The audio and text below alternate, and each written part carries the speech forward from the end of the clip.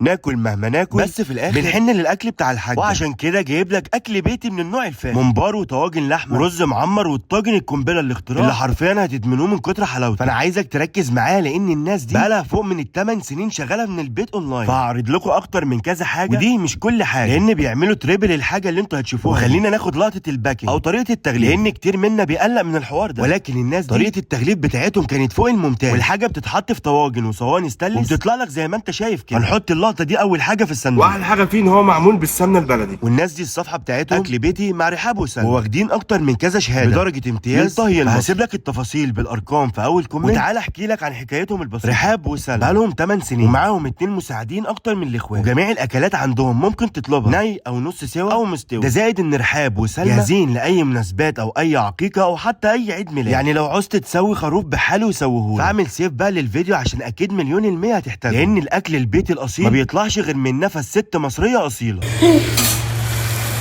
وتعالى احكي لك بقى عن الصينيه اللي عملوها على اسم صينيه ماما. والصينيه دي يا عزيزي اسميها لك الهوي منه، لان الصينيه فيها كل ما تشتهيها الانواع. يعني رز بسمتي بالزبيب واللوز مع كفته فرن ونص فرخه بتتبيله خاصه وممتازه، وكل حاجه عندهم بالميزان علشان الاوردر ما يبقاش اقل من الاوردر التاني. وبما ان الناس من الدرب الاحمر فانا طلعت على المكان الاستراتيجي ده. صينيه العبد لله اخوكم ماما. فانا عايزك تلحق عرض الخصم قبل ما يخلص. الصينيه دي حرفيا ب 1100 جنيه، واي حد هيكلمهم يقولوا له ان انا من طرف حسام مانو هيقول لك الصينيه دي ب 1000 جنيه. واو واو.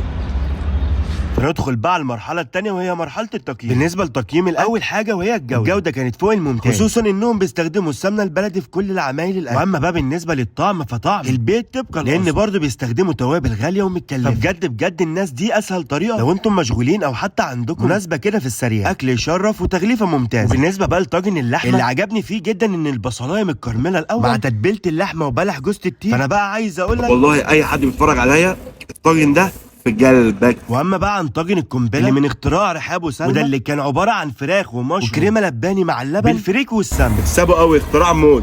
عالدغري اكل بيتي 100 اكل بيتي رحاب وسلمى، قصه حب صداقه. سيبنا شغلنا عشان نشتغل مع بعض.